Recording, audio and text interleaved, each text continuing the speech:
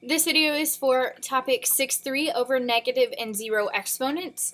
We are not going to check the 6-2 assignment, but just hop right into these notes. And we will check 6.2 as well as 6.3 tomorrow. So if you did not finish 6.2 last night like you were supposed to because you were goofing off or whatever in class, please make sure you finish it tonight or with whatever class time is left over.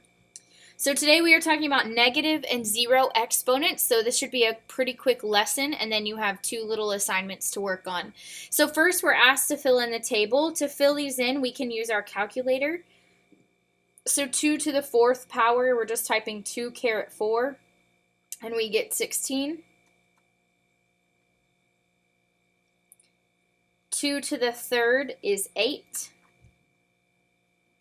2 squared is 4, 2 to the 1 is 2. 2 raised to the 0 power is 1. 2 raised to the negative 1 turns out to be a fraction, so we click Math, Enter, Enter, and we get 1/2. 2 raised to the negative 2. We again get a fraction, so we turn it into a fraction, which is 1/4. So if you're noticing here, 2 squared is 4, 2 to the negative 2 is 1/4. 2 to the 1 is 2, but 2 to the negative 1 is 1/2. So what we're really doing is taking these numbers, whatever 2 cubed is, it turns into a fraction, and whatever 2 to the 4th is, turns into a fraction. So our two rules today are listed right here. For every non-zero number for B, anytime you have a negative exponent, to get rid of the negative, you change the position. So think about if you have a really negative person who doesn't like one classroom, but then whenever you switch classrooms, things get better, kind of the same idea. So instead of classrooms, we have bottom and top of a fraction. So your only options are to put it in the bottom if it's originally on the top, or the top if it was originally on the bottom. So for this first example, because we have a negative exponent, when I put it onto the bottom, it's happy, it becomes positive.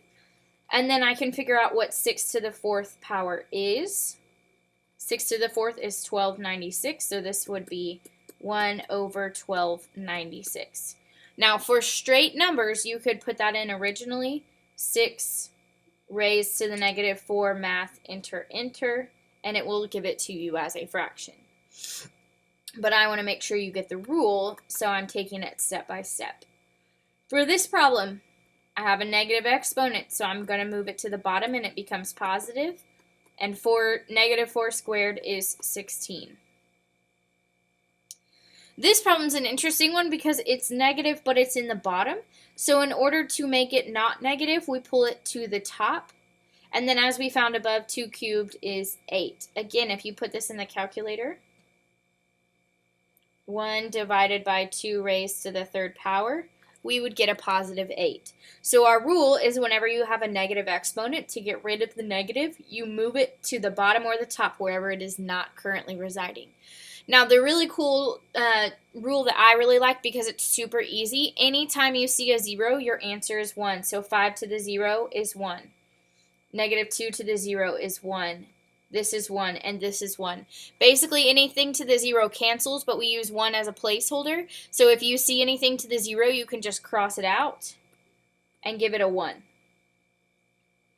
So on problem 1, we have 11m to the negative 5. In order to get rid of that negative 5, I need to put it on the bottom. But please, please, please note, the 11 is not attached to the negative 5. The negative 5 is only attached to m, so I only move m and negative 5 to the bottom to make that positive. If the whole thing was to the negative 5, then the whole thing would go on the bottom, but that's not what we have. So wherever you see the negative, whatever it is directly attached to needs to move. Same thing on problem 2. We have a negative 3. In order to make it a positive 3, we move it to the bottom, but we only move whatever it's directly attached to. The negative 4 and the y are not negative, so they stay where they are. For problem 3, we have a negative 3 on the bottom, and so in order to get rid of that negative, I'm going to pull it up to the top, and it becomes positive. So again, with negatives, all you have to do is change the position of whatever has the negative exponent directly.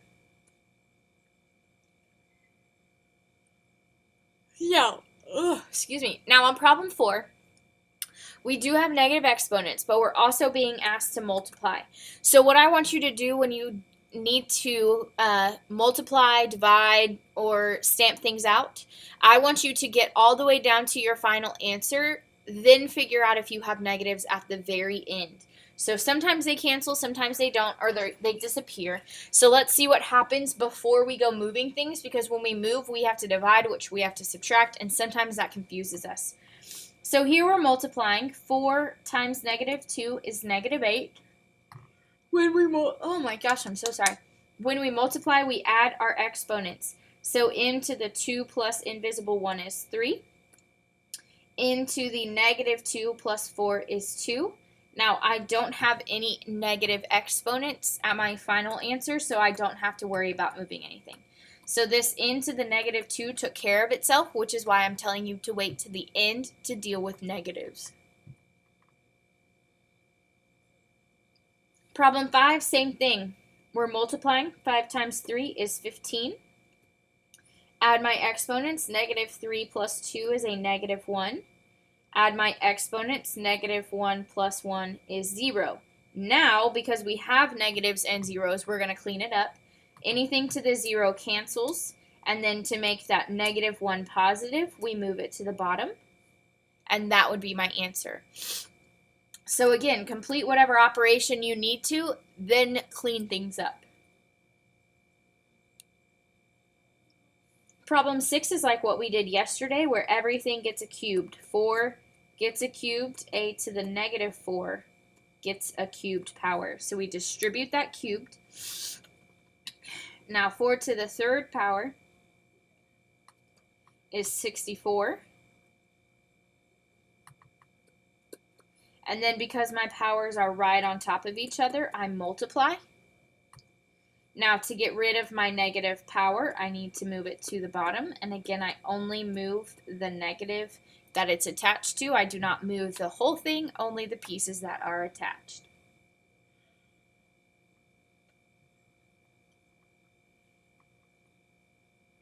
Problem 7, again, we have some negatives in here, but what I'm going to do, well, there's 2 different things you could do. Some people like to treat the negatives as they are. I personally, with division only, like to switch them around so I can see what's happening before I move things. So what I'm doing right here is I have a negative a on the top and the bottom, and so I'm switching them to make them positive. And then c to the 0 cancels. And now with division, that's the only time I deal with my negatives first. Now you could keep them as they are. The hard part is wherever they end up when we divide, we've been saying wherever the bigger exponent is where your answer needs to end up. Excuse me. And it's hard for some of us to remember that negative 3 is bigger than negative 9, and then we have to do negative 3 minus negative 5, and that just gets confusing. So if you have negatives with division, I would say switch them first or put them where they're positive. Now treat this problem like normal. Negative 24 divided by 6 is negative 4. A to the 5 minus 3 is 2, and it goes in the top because 5 is bigger. B on top is bigger. 4 minus 2 is 2, and I write my answer, box my answer. Again, remember that c to the 0 canceled, so I don't even write c. The whole thing goes to 1.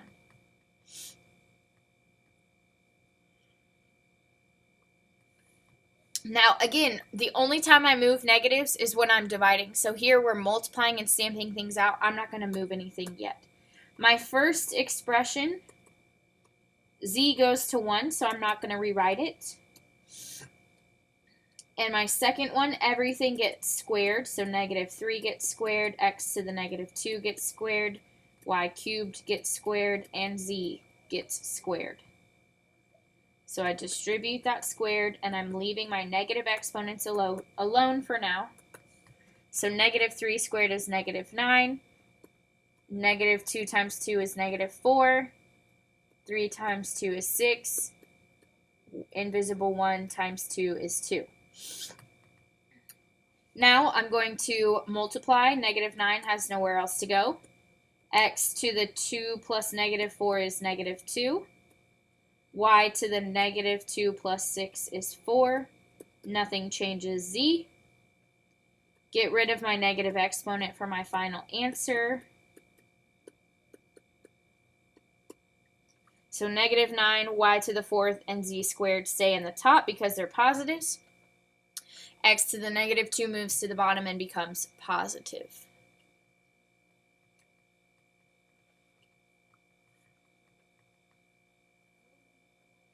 Problem 9 is very similar. We have to stamp everything out or distribute every piece.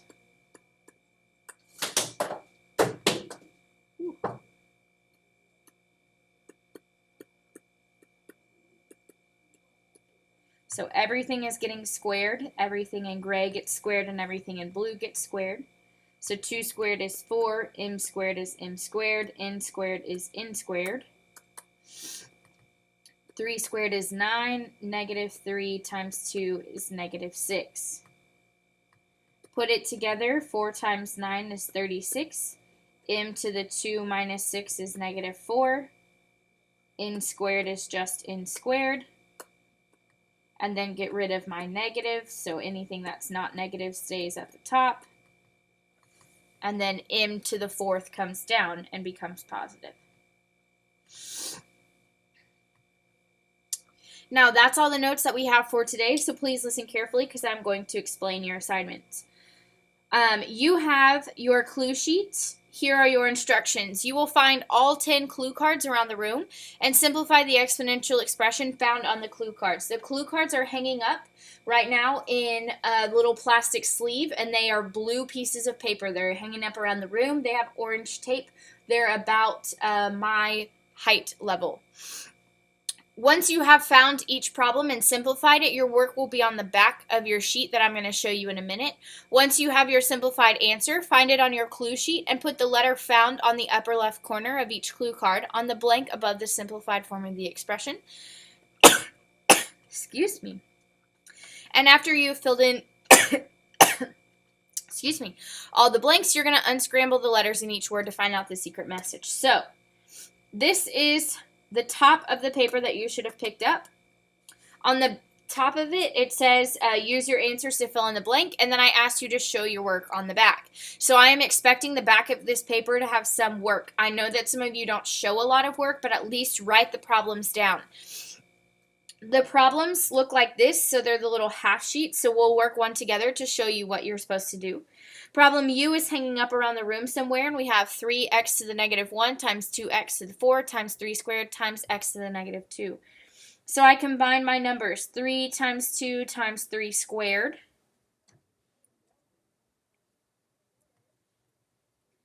And we get 54. And then with my x's, I have negative 1 plus 4 plus negative 2, which would give me a 1. So once I've gone to U, I worked it out. My answer is 54x to the 1. And remember, you should be writing this work on the back of your clue sheet. So 54x1, I see right here on my clue sheet. Some of them repeat. I believe this is the only one that I see. And I would write the letter U in the blank. So when you are done, all of these blanks should be filled in, and then you have to unscramble the letters. So I want you to work on this page first. So you're going to go around, write the work on the back of this page, writing all the different letters, the work for them, and your answers, filling in all of these blanks. And then stapled to this sheet is another assignment, 6-3. It just has a couple quick questions for you because these are quick and the other ones are quick. I put them together. So right now you are working on filling in these blanks with the problems listed around the room. And then when you're done with that, you may sit down and finish the back. This is all considered part of your 6-3. So if you don't show work on this, if you don't do this, or if you don't do the page that is stapled, you will not get credit. So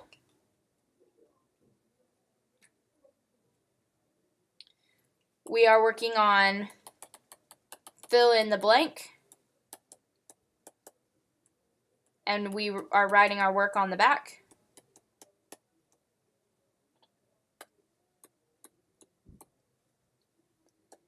And then we are working on the back of the stapled page,